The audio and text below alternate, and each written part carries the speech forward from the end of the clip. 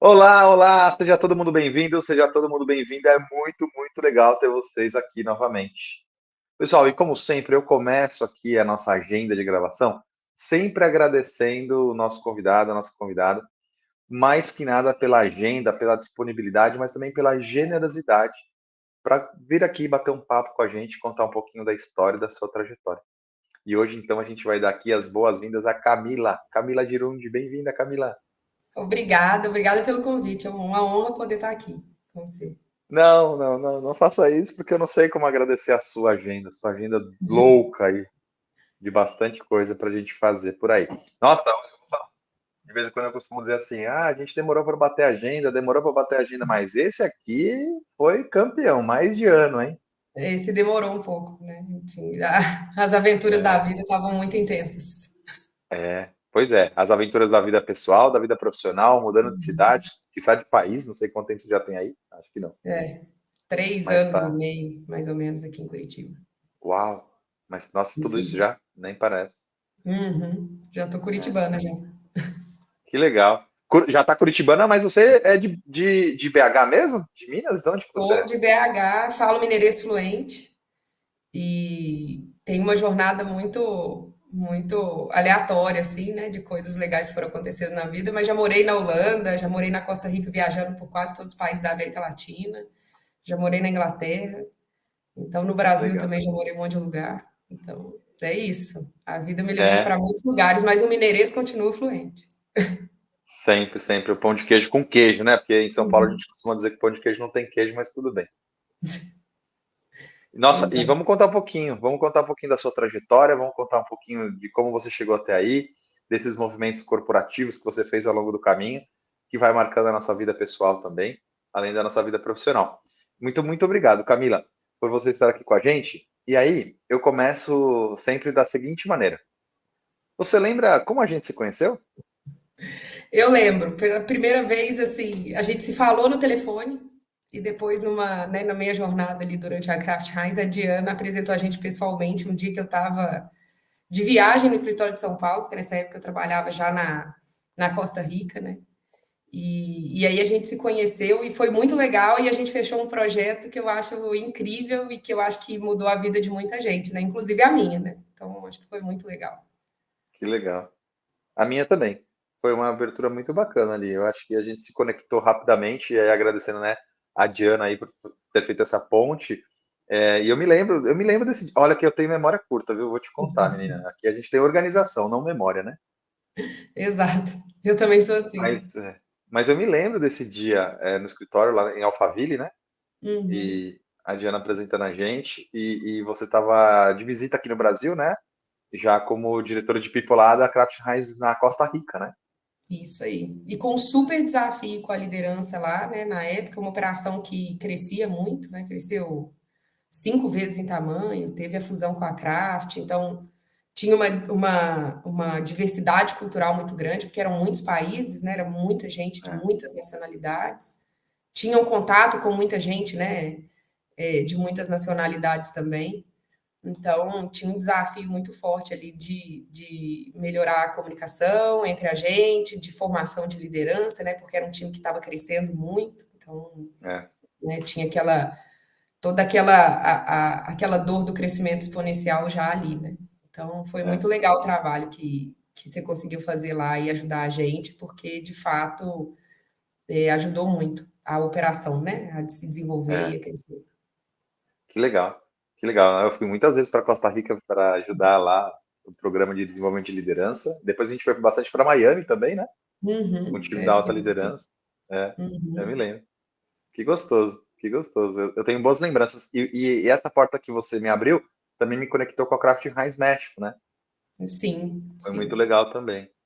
E naquela época com a Roberta e depois em seguida com o Caio. E eu consegui ainda entregar uns 3 anos lá no México também. Foi uma jornada bem interessante. E aí, uma pessoa bacana da sua jornada na Costa Rica e depois lá no México foi o Rodolfo, né? O Chof. Muito fofo. Muito legal. Depois a gente manda, vamos fazer um cortezinho desse aqui e mandar para o Rodolfo. Eu tive a oportunidade de encontrar com ele, mesmo depois ele em outras companhias. A gente se falou bastante lá no México também. Que legal. Super, ele super ajudou lá o crescimento da operação, né? Muito grata. É, que bacana. Que bacana. Ô, Camila, e me conta uma coisa, quando você foi para Costa Rica, você teve essa oportunidade, então, de assumir já a posição de alta liderança fora do Brasil. Onde que você estava antes? Então, na verdade, a minha carreira ela é um pouco diferente, assim, né? Porque eu sou formada em engenharia de alimentos, eu comecei a minha carreira na logística, né? E de trens, que é uma coisa um pouco atípica, assim, né? E um dos meus líderes da ferrovia me chamou para trabalhar com ele de volta, que é o VIT, né? Mas no RH.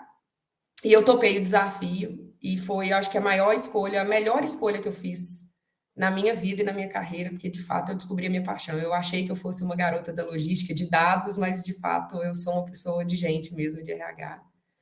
Eu estava em São Paulo, né? Eu fiquei um tempo organizando lá. O desafio era muito legal, que era implementar a cultura, né? A empresa tinha acabado de ser comprada, né, por um grupo grande. Então, o desafio era muito de implementar a cultura dentro do sistema de gestão, né? Então, começar a implementar o sistema de gestão, e aí, desde organizar até o financeiro do RH, né? Programas de excelência, as metas das pessoas, os indicadores do próprio RH, né? Programas de estágio, programas de trainee. Então, foi uma experiência muito legal. Eu estava em São Paulo, surgiu essa oportunidade na Costa Rica, e essa oportunidade, ela era mágica, né? Porque era uma startup dentro de uma multinacional, né? A ideia era crescer e expandir as operações nos países da América Latina, né, que eram operações pequenas. Então, naquela época não tinha operação no Chile, na Argentina, na Colômbia, né? Eram operações muito pequenas. Basicamente a Costa Rica, um pouquinho de América Central e talvez um pouquinho ali de Caribe com Dominicana, né? Alguma coisa por ali.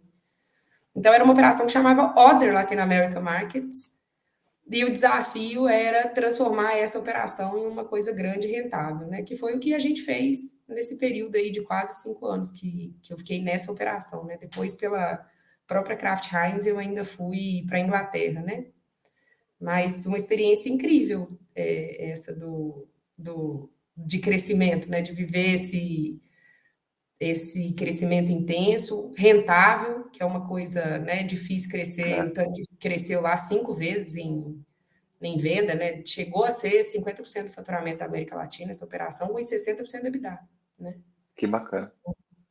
É bem bacana. Então, minha carreira no RH foi assim, basicamente, né? Dentro da Kraft Heinz. Então, eu estava em São Paulo antes de ir para Costa Rica, dessa construção maravilhosa que foi feita lá. Que legal. Que legal. É, e aí você buscou o Gustavo Vitti, né? Nossa, eu me lembro. Nossa, faz tanto tempo que eu não falo com ele. Aliás, a última vez que eu encontrei com ele foi na Costa Rica. Então faz tempo, né, menina? Faz tempo, eu falo com ele 2017, bastante. 18, por aí. É, faz tempo. Depois ele veio pro Brasil e tá fora de novo, né? Tá fora de novo. Agora É, tá em grandes empreendimentos aí. pois é, fiquei sabendo. Bem bacana, bem bacana. Fico feliz também pela trajetória dele. Que legal. Nossa, e eu me lembro que você tinha um time muito bom lá na Costa Rica e quem estava com você lá de brasileira também no time de People era a Sara, né? Sara Uhum. Moreno. Que ela continua na companhia, trabalhando hoje no Oriente Médio, né? Tá no Middle East lá. Isso aí. Que doido. Eu ainda não consegui puxar a agenda dela, Camila, para gravar um podcast, mas eu consegui tomar um café com ela, amigo, presencial, porque ela é de Bragança Paulista, né? Tá Isso, pertinho aqui, eu tô exatamente. no interior, em Atibaia.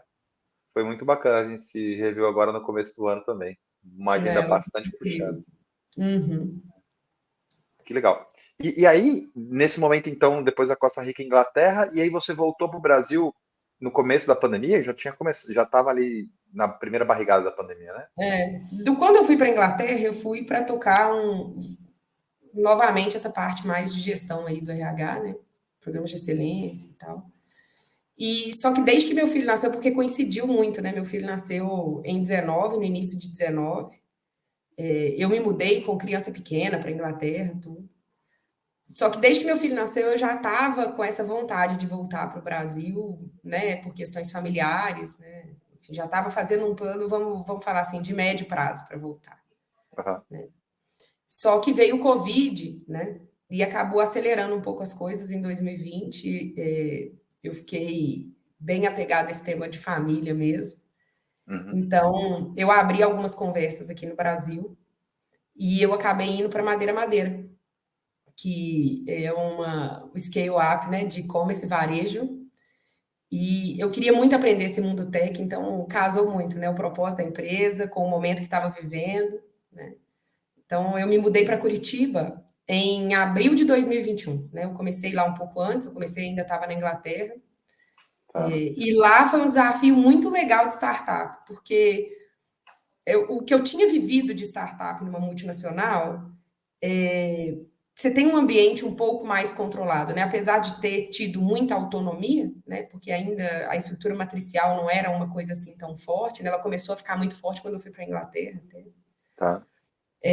Mas tinha muita autonomia e, querendo ou não, dentro da multinacional, a cultura já está definida, os processos já estão um pouco mais definidos, né? Basicamente, você tropicaliza ali dentro do ambiente, óbvio, né? Em alto crescimento, super exponencial, mas é mais controlado. E aí esse desafio foi muito legal, porque, de fato, quando eu cheguei, tinha-se muito pouco de RH, né? Tinham Tá. muitas vagas abertas, tinha um DP que não funcionava, né, direito, porque cresceu demais e o time não expandiu, o Perde a sistema não mão, né? acompanhou, né, esse tipo de coisa. E um time bom, mais júnior sem guia, né? A empresa estava crescendo, aí sim era um crescimento muito exponencial em headcount e vendas, né?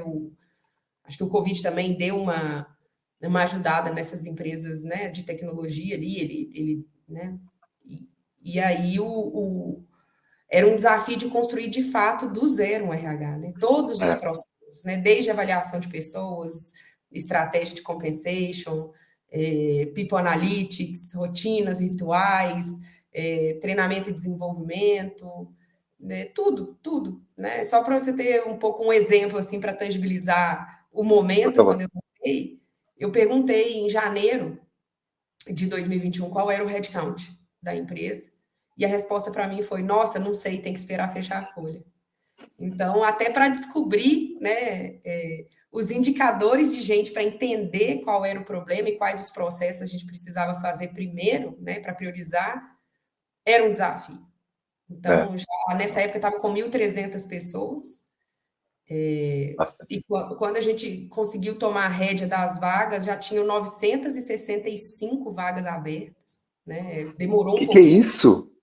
É muito louco esse negócio de startup, as pessoas se conversam, fazem reuniões e acabam não acompanhando. O RH, a gente não tinha também um time, também foi outro desafio, né? Montar um time super forte, foi um time super bom, né?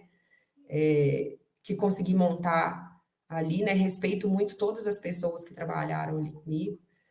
E aí era um desafio super forte conseguir colocar em processos e organizar o RH num ambiente tão dinâmico, mantendo a inovação, mantendo, né, o respeito às pessoas. Então, foi um desafio super legal aí, esses 3 anos de construção de um RH de verdade. Nossa. E às vezes até para explicar, assim, porque quem tem uma escola de gestão que já nasce em empresas que têm processos mais solidificados, né, que tem uma certa estabilidade, tem uma noção de que precisamos de ter esses processos, precisamos ter organizado, né? Quem Aham. nasceu nesse ambiente super, né, dinâmico, e chegou num tamanho que precisa organizar, sabe que precisa organizar, mas às vezes não entende como, né? Então, até para explicar o como, o resultado disso, né, Uhum. nos próximos anos, a gente precisa construir isso agora, não vai dar resultado agora, vai ser daqui a um ano, né? Então, até às vezes, para explicar isso é um pouco complexo, né? Porque a gente está falando de pessoas. Então, muitas das coisas que a gente constrói, testa, né? Demora um pouquinho para ter Uhum. resultado. Então, foi um desafio muito legal, assim, né? Em termos de construção, eu diria. Eu adoro o sorrisinho junto com legal, né? Foi legal, talvez não fosse. Talvez uma mesa de café a gente usaria outro termo aí, mas tudo bem, tá valendo isso. Foi legal. Intenso, mas de muito aprendizado, assim, por isso que eu falo que é É, legal. Assim, é muito intenso, né? Porque construir um RH do zero em 3 anos e alguns meses, né? E é. funcionando com redução de turnover. O turnover estava na casa de quase 70% quando a gente conseguiu Uau. medir. e fechou o ano passado com 25%, né? Então, você ter esse tipo de redução, né? Começamos a medir clima, né? Através de, né, metodologias aí de People Analytics. People Analytics foi uma área que andou muito, assim, né? O time era muito bom. Então, já com recursos mais sofisticados, de identificar, de ser muito mais preditivo, ter esses rituais e rotinas com o time para ajudar, né, a identificar onde estão os problemas, porque eu acho que essa é a resposta da gente ser muito mais personificar, né, as pessoas e a experiência da jornada delas na empresa, né? Então, Legal. foi muita coisa feita em pouco tempo. Então, eu diria que foi intenso, mas um grande aprendizado. Então, acho que talvez essa bagagem multinacional, organizada, até na logística, que tem que ter uma organização, né? Lembro que eu trabalhava no Centro de Controle Operacional de Trens, não pode errar, né? Então, imagina um acidente de um trem. Ou mesmo deixar o trem parado é um custo muito alto para a empresa, o custo de diesel é muito alto, então, enfim, né? Para, né, ambientes super processuais, super numéricos, super controlados, né? Para um ambiente mais livre, né, dentro do RH, mas com processos já bem solidificados, e para um ambiente completamente solto, inovador, né? Pois é. Muito, muito aprendizado aí durante esses anos, né? Não imagino, imagino. Nossa, e que baita desafio. E esse seu trechinho final é exatamente esse ponto que eu queria abrir com você. Você já tinha noção desse movimento de que você ia precisar de um modelo mental mais aberto para lidar com a velocidade, a flexibilidade, mas também mais trazendo estrutura e processo? Ou foi um aprendizado no meio do caminho, quando você aceitou essa oportunidade numa empresa de tecnologia, né? É. Eu queria vivenciar esse momento, sabe? Assim, acho que a gente estava fazendo uma parte de digital transformation super forte na Kraft Heinz. Eu não sabia como eu ia me comportar dentro desse parâmetro, né? Mas eu queria aprender. Então, acho que isso foi uma coisa que me moveu muito para essa experiência, né? Eu queria muito aprender como é que é, aprender como funciona. E eu não consigo, isso é uma coisa minha, trabalhar em locais desorganizados, sabe? Então, Tá. assim, e faz muita diferença para mim, mesmo, real. É um negócio que drena muito a minha energia. Então, eu acabo naturalmente organizando as coisas para conseguir trabalhar, sabe? Então, foi um pouco natural ir organizando as coisas. É menos natural conseguir explicar o que eu estava fazendo antes de dar os Ok. resultados, sabe? E eu acho que esse Tá. também é um aprendizado muito grande. Mas, de fato, é muito mágico conseguir construir do zero, assim, uma coisa, sabe? Que se É, sustenta, que continua, né? que bacana. Nossa, eu nem imagino mesmo, porque quando você falou assim, tinha muitas vagas em aberto, né? A minha pergunta seria, e o que que é muita vaga, né? 20, 30, 50, né? 900. 950. O que que significa 900? Cara, não, dá para contar nos dedos as empresas que têm hoje 1.000 colaboradores aí, numa estrutura mais formal, organizada, seja do varejo ou da indústria. E aí você vai para a tecnologia, esse negócio escala de uma maneira a ter 900 vagas em aberto. E aí você precisa fechar todas, né? Como é que você faz isso sem E você organizar? ter processo para fechar, né? Porque a gente acabou aprendendo também um aprendizado, né? Tinha essas 900 vagas abertas, querendo ou não, até o dimensionamento do time é desafiador, né? É, O, o, e a gente, esse foi uma coisa, se eu pudesse voltar atrás, eu faria diferente. A gente arrumou todos os processos e deixou o processo do Talent Acquisition um dos últimos que a gente mexeu, né? Obviamente, a tá. gente teve outras coisas menores que mexeu depois, mas esse foi um dos últimos que mexeu. E, de fato, assim, boa parte do turnover ali de 2022, no final de 2021, 2022, né, que foi esse boom de crescimento de vagas, foi muito relacionado a contratações erradas, sabe? Tá. Então, assim, e aí esse talvez tinha que ter sido o primeiro processo, né? Aham. Assim, né, depois que descobriu numericamente, que o primeiro passo foi muito legal de arrumar numericamente para ver que processo faria primeiro, mas não ter subestimado esse número de vagas, né? Porque aí depois ainda Interessante. teve um impacto muito grande em 2022 e no início de 2023 com isso.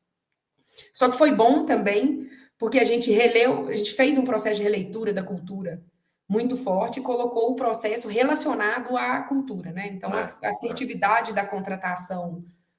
Não, só para você ter noção, assim, a gente, obviamente, não dá para mudar um processo muito grande e implementar para 900 vagas de uma vez, né? A gente Aham. começou dos níveis que geram mais impactos, que eram os níveis de liderança. Então, a retenção de primeiro ano, né, saiu, né, a gente, sei lá, do 70% do turnover, né, que boa parte dele era de É. primeiro ano, então estava na casa dos 70, um pouco mais, Aham. e saiu para 12,5%, né?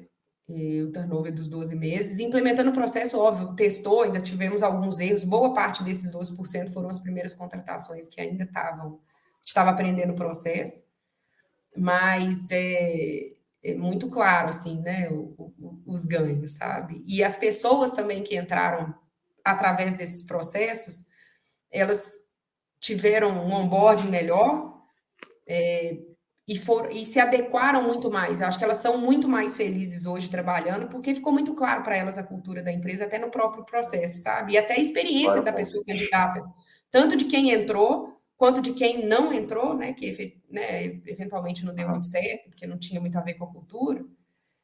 As pessoas falaram: nossa, o processo é sensacional. Então, enfim, isso também foi um aprendizado muito grande, né? E aí consegui escalar, porque também continuou tendo muitas vagas, né? Por mais que tivemos períodos de alta volatilidade, podemos falar disso aqui, né? Porque o mercado em 2022 ele mudou bastante, É. e alguns segmentos sofreram um pouco mais, né?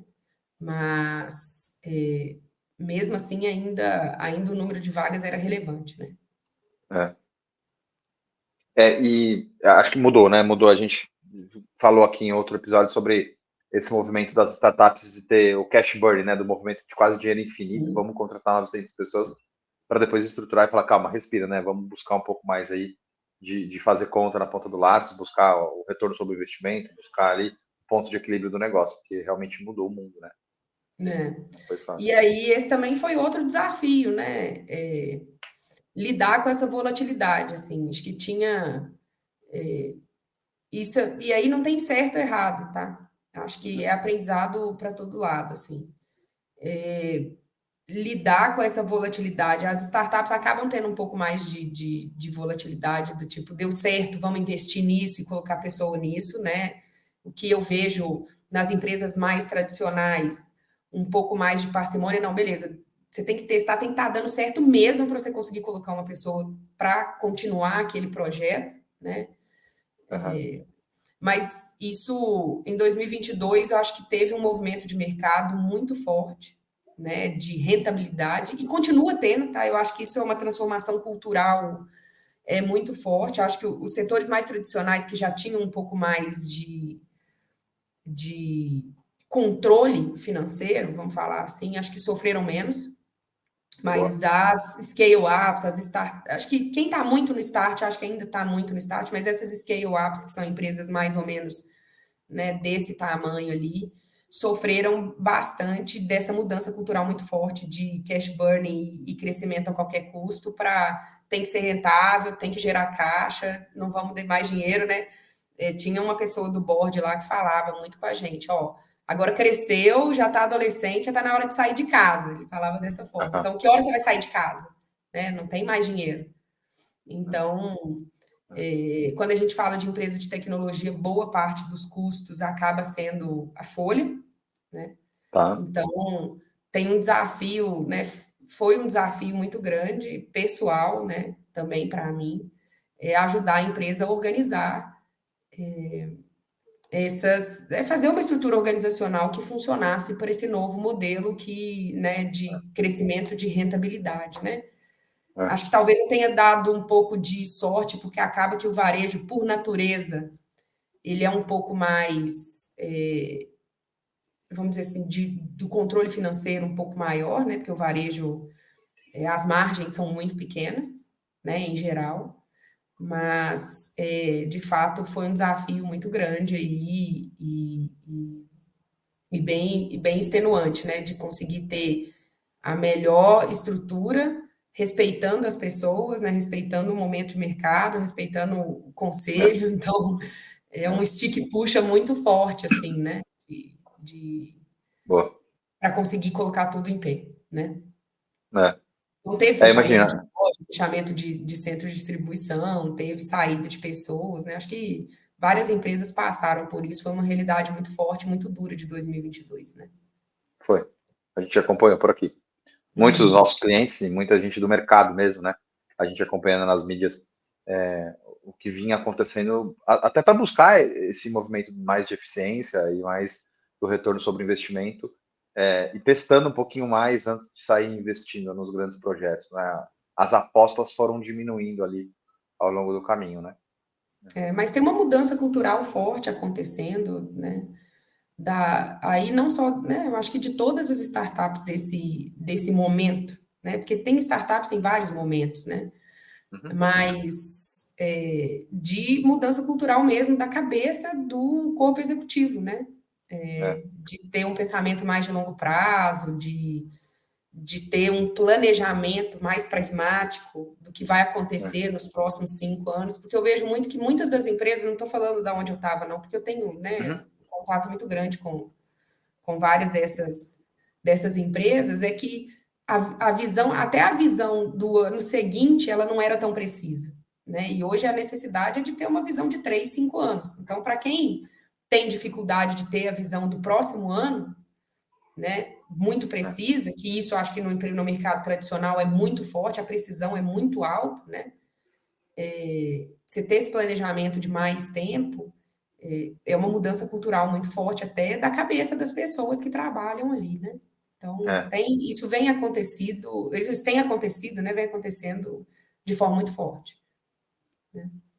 E de todo mundo que trabalha ali e também do grupo de fundadores do negócio, né? Que em geral são 2, 3 pessoas de tecnologia, de engenharia, que quer testar rápido e errar rápido, corrigindo rápido, e que não se importa com as 900 vagas em aberto, mas como que a gente vai olhar para o próximo ano se a gente não tem nem certeza do que vai acontecer no próximo ciclo, né?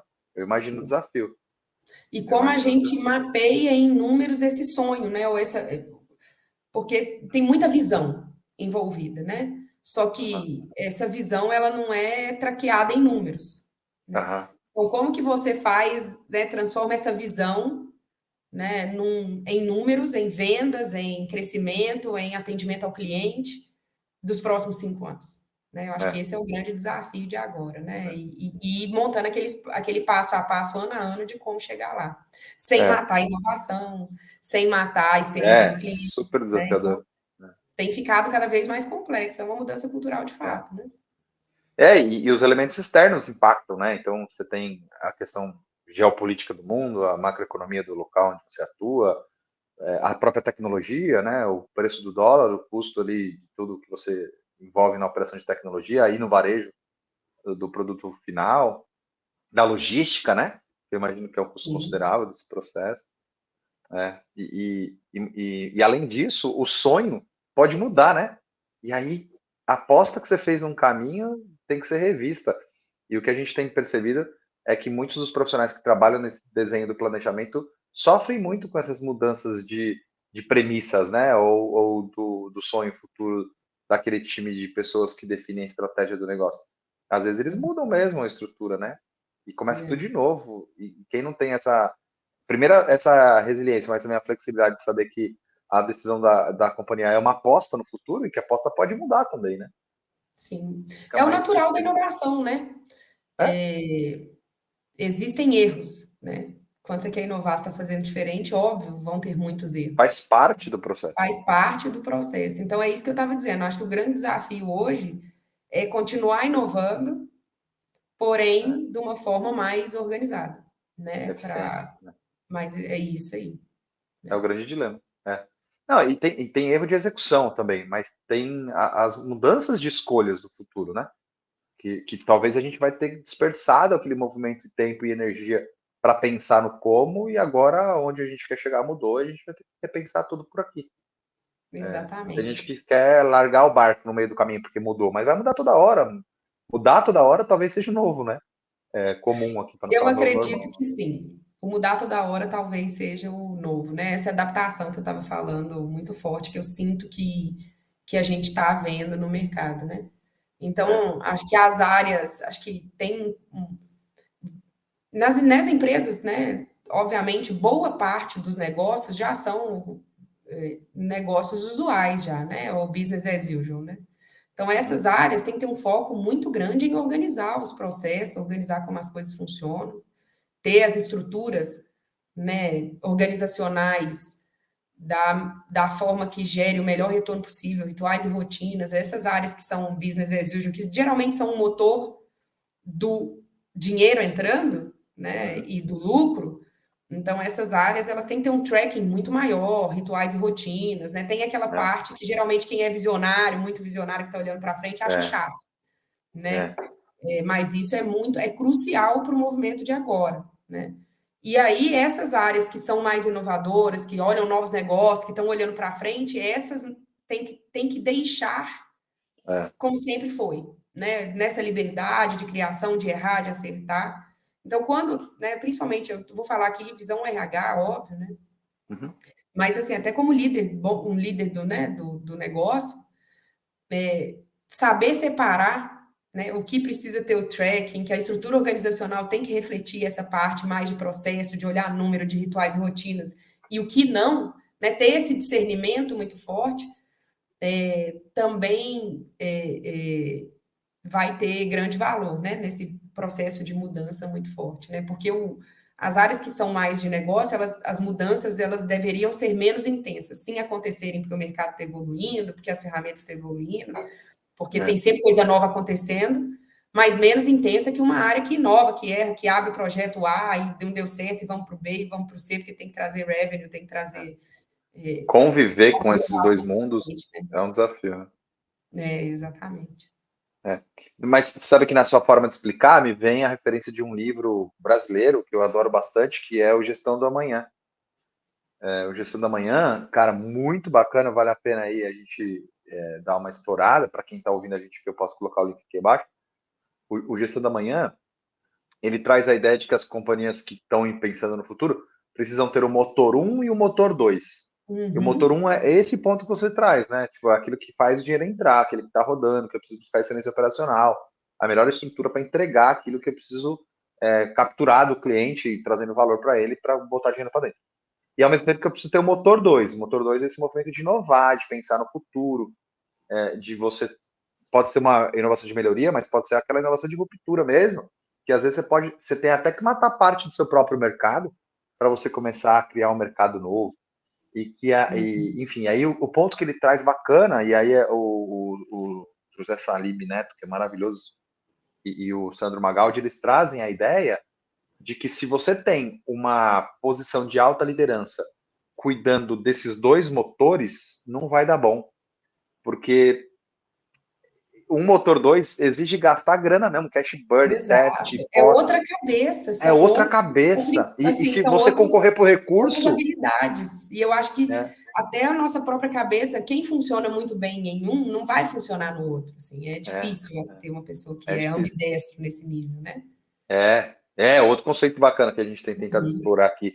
Mas é muito difícil. E ele fala assim que o termo, assim, né, quando existe uma pressão sei lá, de um conselho, né, ou de um CEO, alguma coisa assim, para dar mais resultado a curto prazo, a gente acaba pegando pelo dinheiro que está entrando, né, pelo fluxo de caixa. E aí você vai deixar em segundo plano esses movimentos de pensar no futuro, né, e que não deveríamos. Então, eu acho que é bacana. O Gestão da Manhã é um livro bacana. E depois tem o Gestão da Manhã, que é cases na prática, ou casos práticos, que ele traz alguns exemplos bacanas de negócios que revolucionaram o processo próprio, né, interno. Inclusive um dos que o Gustavo Witt acabou passando por lá, que foi o iFood, né, como que eles conseguiram manter uma operação de tecnologia funcionando, ao mesmo tempo correndo em paralelo outro tipo de negócio ali. Muito Lá é legal. um bom case disso. E aí, assim, acho que um bom case também, né? Acho que desse processo todo é o sistema de gestão da Amazon, né? E eu também tive a É, oportunidade de implementar isso enquanto eu estava, né, lá na Madeira, esse sistema de gestão que é muito forte. Tem até no livro do Working Backwards, do Colin, que é um super. Nossa, é um livro super legal. é, E é isso, né? Acho que talvez até a forma que é feito o budget, a forma que é feito o planejamento estratégico, a forma que se olham os números no dia a dia, como as áreas olham, como funciona, né? O Two Pizza Team, né? Estruturalmente, como a empresa funciona, tudo é um grande exemplo de que dá para organizar o que é o business as usual, olhar os números, É, focar 100% no cliente, na experiência, e continuar inovando, desde que seja de forma muito organizada, sabe? Para mim é uma escola de é, inovação, foi muito boa a oportunidade de aprender, né, esse sistema de gestão também. E é muito legal. E outro livro, que é um livro mais antigo, eu vou falar também, estou lendo uns livros meio, umas referências meio antigas assim, mas que fala bastante. É um livro bom para quem é do RH, que precisa fazer desenhos organizacionais nas empresas. Ele chama The Modern Firm. Depois eu te mando a referência aqui, você coloca para a galera buscar. Mas é um livro que fala muito de como deveria funcionar as estruturas organizacionais de acordo com o momento daquela área, é. sabe? E a gente, como RH, tem um papel muito forte em fazer essa organização. E às vezes a Que gente legal. não acaba estando envolvido muito nas demandas do dia a dia e acaba esquecendo desse papel super importante que a gente tem de desenho organizacional junto à liderança, né? É, é. Então, Que ter um legal. sistema de gestão que ajuda nessas tomadas de decisão, né, do que é o quê, qual que é o momento, qual o tipo de líder que precisa estar em cada desafio, É, é um desafio grande dessa mudança cultural de mercado que está acontecendo das empresas, né? é. Então, Muito legal. uhum, A gente pode colocar essas referências aqui abaixo, né? Então, acho que uhum, depois a gente se encontrou, né, na Madeira Madeira também rapidinho, para um projeto mais sim, spot ali, eu acho que o livro em português se chama Obsessão pelo Cliente, né? sim, Obsessão acho que pelo sim. Cliente, que é esse modelo de gestão da Amazon, que eu acho muito bacana. Deixa eu procurar aqui. Eu acho que é Obsessão pelo Cliente, que é o Working Backwards, né? Que fala sobre esse processo. É E eu me Obsessão lembro pelo muito que Cliente, você. eu acho o nome em português. É É, porque eu né? li ainda, foi logo no É. lançamento do livro, assim. É. E, E vocês e a trouxeram um dos gente acabou autores, tomando né? a Você trouxe o decisão. coautor, né, para uma palestra. Você trouxe o coautor para uma palestra, né? Exato, eu tive, Lá na Madeira. né, eu tive o Nossa, prazer de poder trabalhar com o Colin, né, que e com o legal. Bill durante essa implementação lá na Madeira Madeira. Então, entender bem no detalhe foi Excelente. 1 ano e meio trabalhando diretamente, quase 2 anos, na verdade, trabalhando diretamente com eles, falando com eles, entendendo exatamente como funciona, como funcionava dentro da Amazon. Tive a oportunidade de ir na AWS algumas vezes. Legal. Então, e é até interessante, assim, né? Porque eu tive a oportunidade de trabalhar num sistema mais Falcone, né? Quando eu estava na Vale, Aham. quando eu estava na Kraft Heinz, que tem similaridades entre os sistemas de gestão, né? E o da Amazon, que, né, apesar dessas similaridades, conseguiu sair à frente aí nesses termos, né? Na minha opinião, em termos de Uhum. inovação. Que Então legal. é muito legal poder ter vivido É, esses mundos de fato, implementando, né, do zero, de fato, né, nas minhas outras experiências, seja quando eu entrei na Kraft Heinz para implementar do zero um sistema é, mais, mais uma gestão mais Falcone e o Amazon, né, depois na Madeira Madeira, mas isso me mostra muito a importância de ter um sistema de gestão, sabe, para evitar essas que legal. volatilidades muito grandes e conseguir separar, É, né, momentos. é, que legal, que legal. E depois a outra referência que você traz no inglês também, do The Modern Firm, eu acho que ele vai trazendo muito a ideia do que a gente tem aqui, que é, cara, quando você tem 100 colaboradores é uma coisa, quando você tem 300 é outra, quando você tem 700 mudou. Quando você bate nos 1.000, a estrutura organizacional é diferente também, né? Eu confesso que eu não conheço a bibliografia, mas eu imagino que são estruturas diferentes para cada tamanho e momento do negócio, né? Exato. Isso aí. Então, é que depende muito do momento de cada área, né? Quem está inovando, está É, crescendo, tem um momento diferente de quem está, né, tocando o dia é, ali do, sabe, do fechamento do é. mês e, né, enfim, que já Pois tem, é. É. né? É muito Eu acredito diferente. muito nisso, eu acredito muito nisso. E a gente tem uma frase muito forte que é, para a liderança, o contexto importa, né? Sim, Então, uma coisa é você contratar um time, numa empresa, num negócio que está crescendo. Outra coisa é você contratar depois de fazer lá um desligamento pesado de grande parte do time. Uma coisa é você dar o feedback para alguém num negócio que está crescendo e inovar faz parte do processo. Outra coisa é você dar o feedback buscando excelência operacional e mais eficiência. Vai muito depender do contexto do negócio, né? E eu né? acho que essa é uma inspiração bacana, a Amazon e o modelo de negócio da Amazon, e eu acho que esse livro veio basicamente ajudar naquele processo que você falava, que foi o último que vocês mexeram, mas talvez o mais parrudo de estrutura para deixar como legado, que foi o Talent Acquisition, né? O movimento de recrutamento e Isso. seleção baseado nessa metodologia, então, da Amazon, né? Eles falam bastante da contratação nesse livro e de ter uma cultura muito forte, né? Porque, querendo ou não, a cultura, é, ela é, ela dá a direção para as pessoas tomarem as decisões no dia a dia dela, né? Ela fala o como você toma a sua decisão. Acho que isso é o mais importante da cultura da empresa, é você conseguir assegurar o como as pessoas estão tomando a decisão. Até por isso a gente fala muito que a cultura não é o que está escrito na parede, mas é o que as pessoas É. fazem no dia a dia delas, né? E quando eu vejo, né, das referências que eu tenho, a Amazon é uma das melhores empresas em termos de cultura, né, em termos de ter as pessoas vivendo a cultura no dia a dia delas como referência, né, porque todos os processos de RH, eles são voltados para a cultura. Quando eu falo todos, são todos mesmo, né? E aí, não só do RH, é um pouco, e se expande um pouco mais, porque na tomada de decisão do dia a dia do negócio, sempre volta-se a gente tem, isso aqui está seguindo os princípios culturais, É, né? Essa decisão que a gente está tomando, essa inovação que a gente vai fazer, ou isso que a gente vê no mercado futuro, a gente está seguindo os nossos princípios, né? é, eu Então, gosto.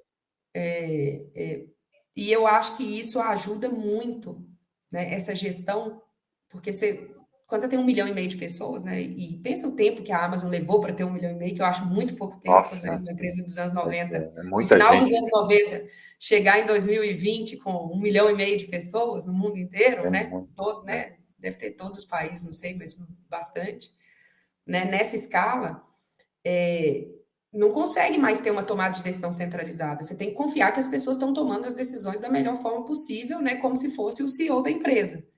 é, Então, essa questão cultural é muito forte, né? Então, ter todo o sistema de gestão e todas as tomadas de decisões voltadas a uma coisa, um set de cultura, né, que faz sentido, é, é muito importante. é, Então, é obviamente, eu puxo desafiador. um pouco para o RH, porque eu sempre falo, não é só o processo do talent acquisition que tem que estar ali em cada cultura. Obviamente, esse é o aprendizado, foi um dos primeiros, mas todos os processos têm que estar. Tá? Avaliação de pessoas, reconhecimento, Com certeza. a estratégia de compensation, tudo tem que estar voltado à cultura, porque É, isso traz sim, transparência para as pessoas, traz, né, mais credibilidade, dá a sensação de organização. Eu escuto muito, mas o RH é um pouco desorganizado, né? é, Mas o RH é isso, mas o RH é aquilo, né? Então, acho é que esse muito sistema de gestão desafio. completo focado na cultura é muito importante. É, é. Eu gosto, eu gosto. A gente tem visto bastante esse movimento de muitas companhias, como a Madeira fez naquela época, se inspirar, né? Na Amazon, que é natural, né? Uma grande companhia Uhum. começa com 1,5 milhão de colaboradores, gente. Você imagina, no mundo inteiro, é um negócio absurdo, assim. Você vê, sei lá, capitais do mundo com menos gente do que a Amazon tem de colaborador, né? Ou o nome que a gente queira dar. Mas é muito interessante. E eu gosto sempre de fazer os paralelos e conectar com algumas coisas que a gente foi vivendo ao longo da vida e esse movimento de olhar para os princípios, né? Ou pra essa carta, né? A Amazon fala muito, né? O Jeff Bezos fala muito do dia um, né? Mas você me fez lembrar de uma coisa, assim, que puxando pela memória, faz muito tempo eu dava uma aula na pós-graduação que era o desafio de fazer a sucessão familiar. Mas, Uhum. ó, mais de 10 anos, né?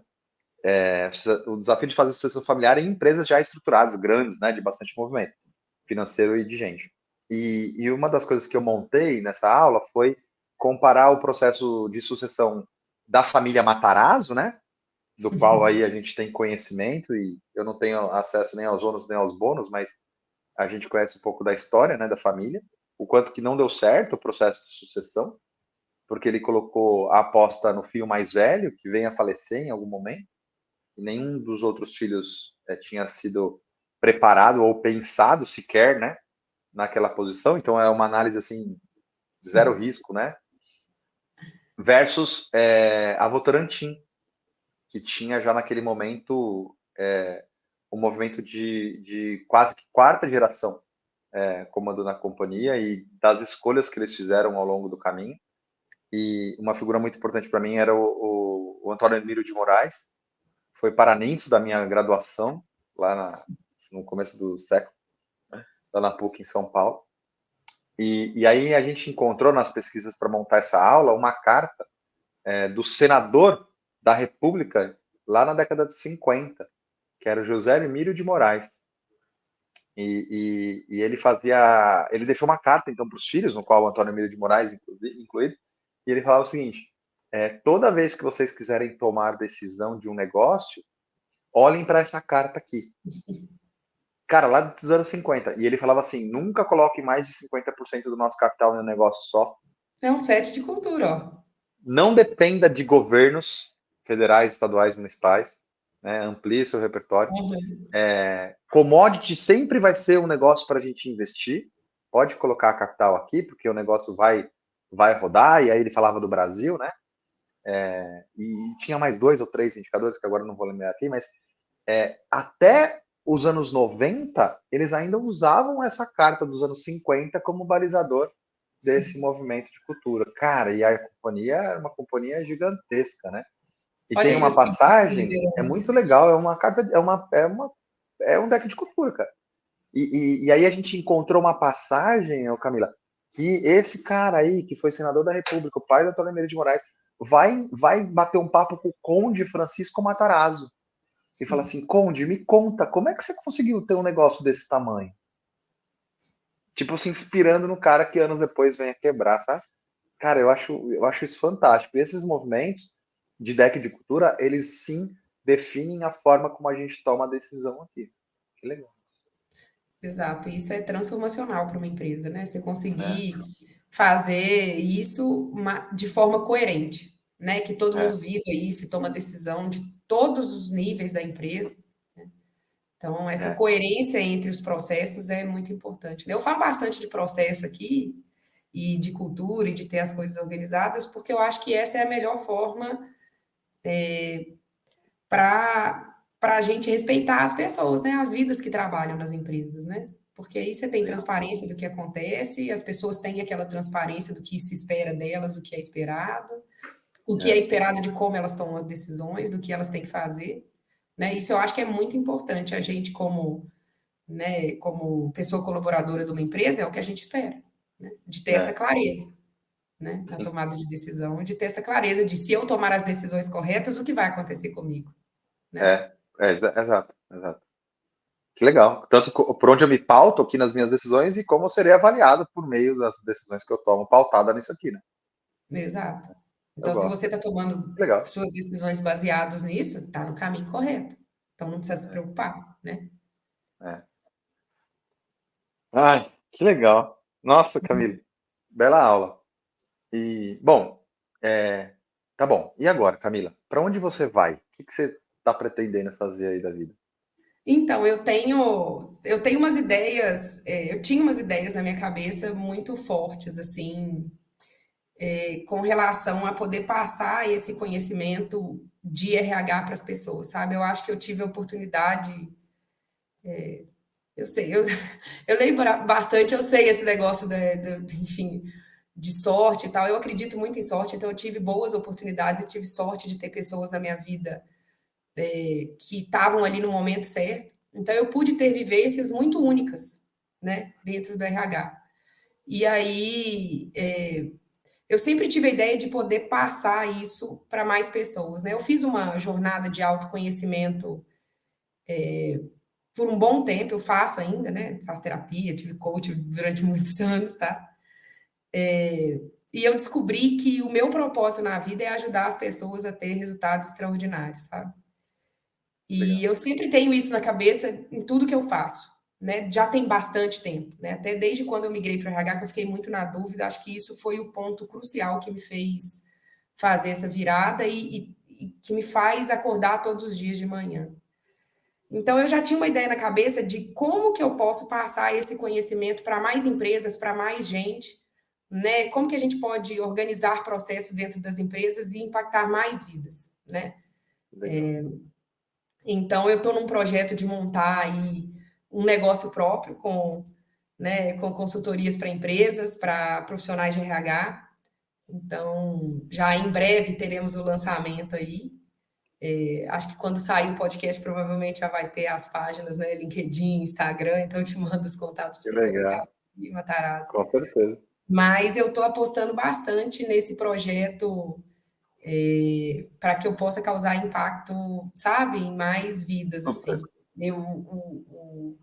O RH demanda, eu acho, da gente, né, um pouco mais de É, organização e às vezes tocando o dia ali é tanta coisa, pensando, né, eu como RH bem pouco tempo atrás. sim. É muito stick puxa, né? É o board, é o CEO, é o founder, são os pares, é o time, são as coisas acontecendo. Geralmente, né? Você tem que ir organizando os processos de acordo com as coisas acontecendo, as pessoas têm demanda. Todo mundo espera que o RH seja a voz das pessoas, mas ao mesmo tempo a empresa espera que o RH seja a voz da empresa. Então, É, manter é. esse equilíbrio. No dia a dia, nesse tempo da gestão do dia a dia, a gente acaba ficando um pouco consumido. E aí os processos a gente sempre acaba deixando um pouco de lado. Só que organizar esses processos e organizar a forma que o RH funciona ajuda muito, né, a tangibilizar e as coisas ajudando nessas relações, sabe? Bastante na transparência com as pessoas e dando oportunidade para que todo mundo dentro da empresa desempenhe o melhor do potencial dela. Né? Eu acho que É esse é o isso. ponto mais crucial, que todas as pessoas tenham essa oportunidade que eu tive, que você teve na sua carreira, de desempenhar, É, né, o melhor do seu potencial. é. Então, estou aqui para ajudar empresas e RHs a trazer isso, né, para o dia a dia, nessa organização de processo, com essa minha cabeça de processo, com essa bagagem de conhecimento que eu tive. Então, estou Que tirando do legal. papel, esse é o momento, tirar do papel que está, e tirar da minha cabeça, né, e fazer voar esse sonho meu, né, de causar bastante impacto. Que legal.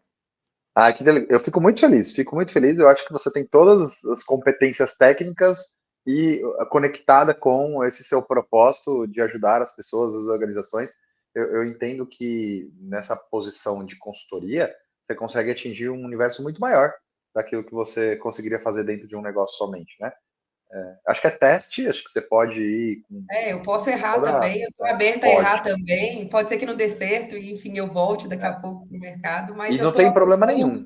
todas as minhas fichas nisso, sabe? Todas, todas, nesse momento. Ah, eu acho que a gente pode juntar forças aqui, vai ser muito bacana. Vamos fazer Uhum. esse ping-pong, né? O que a gente encontra aqui, muitas vezes, é uma demanda por uma formação de liderança, onde a gente começa a perguntar, investigar os processos internos, o modelo de gestão, como se estrutura ali, né? Desde a abertura de uma vaga até o processo de desligamento para correr todo o ciclo de vida do colaborador, a jornada, né? Do colaborador, como funcionam os processos de avaliação de desempenho, como que a pessoa vai ser avaliada no final do ciclo dela. E a gente não obtém esse tipo de resposta porque muita gente vem demandando uma formação de liderança, mas que na verdade está disfarçada ali como uma falta de modelo de gestão do negócio e que precisa então que a liderança tome essa posição, esse frente de organizar processos, de ser justo ali nas avaliações.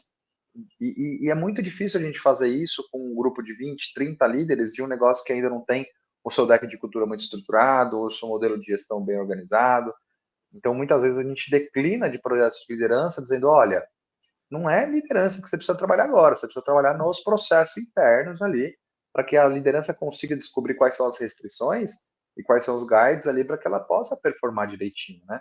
Então, acho que se abre aí uma oportunidade para que, em vez de eu declinar os projetos, a gente possa ali falar: olha, senta aqui. Em vez de trabalhar no pilar de desenvolvimento de liderança nesse momento, a gente tem que trabalhar aqui no pilar de desenvolvimento dos desenhos dos processos, né? Exato. E como que as pessoas, eu acredito muito nesse combo, né? Entre organizar os processos para as pessoas fazerem as melhores decisões possíveis sobre pessoas, porque no fundo são decisões sobre É, pessoas, né? sim, Com uma formação muito grande, muito profunda, né? E essa transformação dos líderes, né? Que é é, necessário nesse ambiente que a gente tem de mudança hoje. Então, acho que é um é. combo muito forte e tem um potencial muito grande, né? Que legal. Então é isso, eu acho que temos bastante coisa para fazer Temos. e, em conjunto aí, acho que tem É, bastante vida para ser impactada, porque são pessoas, né? No fundo, a gente está tomando decisões sobre vidas, né? São é famílias, são verdade. pessoas que tem gente que, né, tem sonhos, né? E às vezes eu acho que no dia a dia as pessoas acabam tomando decisão um pouco, né? Às vezes até sem pensar nisso, né? Com certeza. A pressa, né, ou a pressão, tanto de cima como de baixo, vai fazendo com que a gente tome decisões muitas vezes precipitadas ao longo do caminho, sem pensar nos possíveis riscos aí. Exato. Que legal, Camila, que legal. Nossa, que aula. Fico muito feliz, viu? De ter conseguido bater esse papo com você. A gente vai colocar as referências bibliográficas, a gente vai colocar obsessão pelo cliente, a gente coloca a outra bibliografia em inglês que você colocou aqui também, a gente coloca a gestão da manhã. E se tudo der certo, além dos desafios da primeira gestão, nos próximos meses a gente começa aí a pensar nos festejos ou nos eventos de lançamento do livro que a gente está escrevendo aqui agora, do meu segundo livro, que é O Desafio de Liderar Líderes. Vamos ver se tudo der certo e eu conseguir entregar, porque o pessoal já está me cobrando. Seus livros são muito bons. Eu estou ansiosa para esse segundo que está por vir. Que legal. Eu também. Eu confesso que já perdi prazo. Eu tenho que tomar cuidado para não pagar multa aqui, viu, gente? Dos deadlines que eu preciso entregar. Mas vai dar certo. E a gente está trabalhando muito, Camila, porque todo mundo está precisando de apoio, todo mundo está precisando de reestruturação de processo, todo mundo está precisando aí da gente dar esse apoio emocional, esse direcionamento técnico para os times de liderança, né? Então, vamos encontrar um espaço na agenda aí, porque eu não acredito em equilíbrio. De verdade, o meu desequilíbrio é estratégico. Então, às vezes mais um trabalho, às vezes menos trabalho, mas a gente vai aí lidando com o desafio da agenda de todos os dias, né? Exatamente. Obrigada pela oportunidade de estar aqui, viu, Matarazzo? Uma honra para mim. Obrigada por tudo, por toda a construção que você me ajudou, porque durante a carreira você esteve em pontos, Ai, que né, durante a delícia. minha carreira, em pontos muito cruciais ali, né, e que ajudou bastante Ai, o que desempenho legal. do time, a melhorar, né, o potencial das É. pessoas, que elas pudessem desempenhar aí o melhor delas, né? Ai, que legal. Já ganhei meu dia. Hoje é segunda-feira, gente. Se fosse sexta, eu já ia sair aqui para emendar. Obrigado, Camila. Muito Obrigada, obrigado viu? pela sua generosidade. Pessoal, muito, muito obrigado por você ter ficado aqui até agora. Foi um prazer aqui bater um papo com a Camila. Espero que vocês tenham desfrutado tanto quanto eu aqui. A gente coloca aqui os links das bibliografias que a gente indicou abaixo. Eu vou colocar também o LinkedIn dela e as páginas dela aí quando eu estiver já no ar, para que vocês possam aí observar o quanto que ela pode aportar dentro dos negócios que a gente atua aí. Então, você já sabe aquele recadinho final, que eu nunca lembro qual é. Clica aqui embaixo, curta, compartilha e manda para quem você acha que pode fazer sentido aí ouvir esse papo, tá bom? Grande abraço e até a próxima.